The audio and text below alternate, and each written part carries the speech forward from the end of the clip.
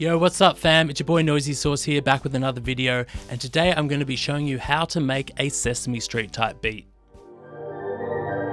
Throwing some sauce on that beat.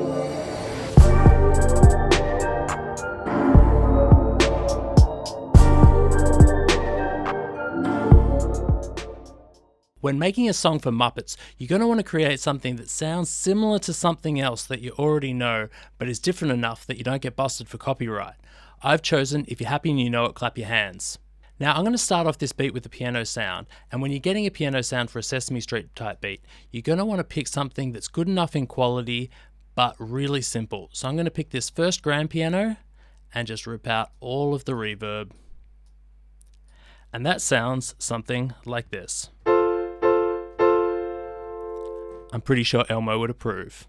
Next up, we're going to start drawing in our chord progression.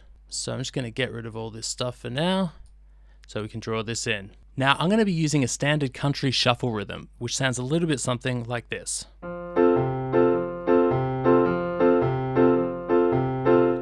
And now I'm just going to draw that in to my chord progression. So that sounds a little bit something like this. Now we want it to shuffle quite a bit, so if you go over here to your time quantize, grab all of these top notes here and just bust up the swing to 100%. Make sure that it's on 8th notes. Oh, that's got some swing to it. Now I'm just going to copy these chords through and create my chord progression. So now I've finished drawing out the chord progression, it sounds a little bit something like this.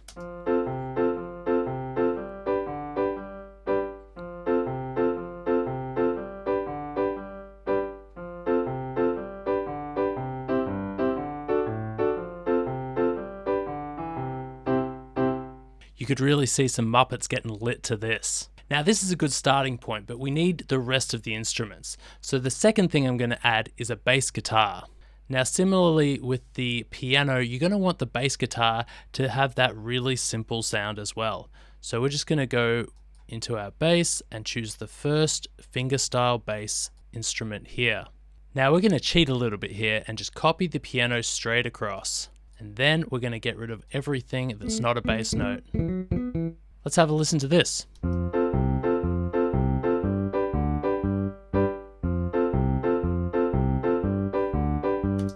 Perfect. Next up we need some drums because Grover needs some rhythm. So I'm going to create a new instrument here and we're going to choose the first drum kit available. Like with your other instruments, you want the drums to be really dry. It's supposed to sound like a cheap demo out of a crappy keyboard. Now we're going to draw in our drum pattern. You can use a brush tool to draw in your hi-hats. Now like with the piano, you also want to bump up that swing so the hi-hats swing along with the piano sound. And just get rid of any hi-hats you don't think belong. That sounds a little something like this.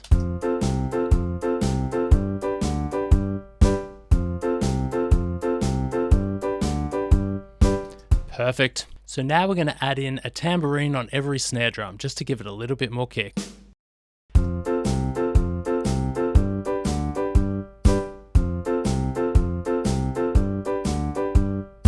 Alright, this is cheesy, but we're going to cheese it up a little bit more. Now we're going to add in a xylophone that's going to follow along with the bass notes. So create another software instrument and we'll go to our library and search xylophone. That looks like it'll work. Copy the bass part across and just find the right key for it.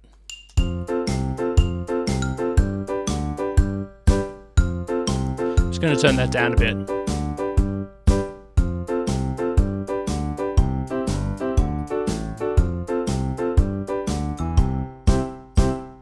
Perfect.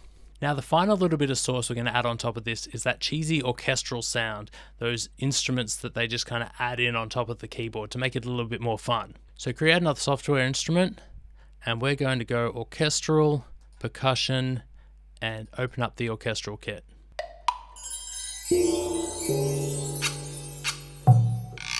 You're going to want to pick fun sounds. These are fun sounds. So I'm just going to play them in.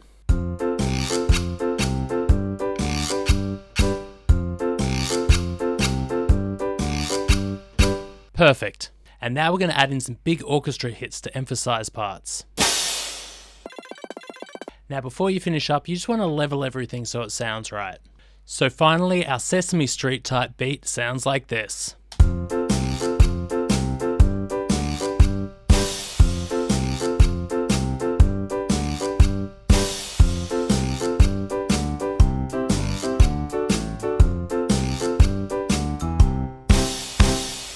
Perfect.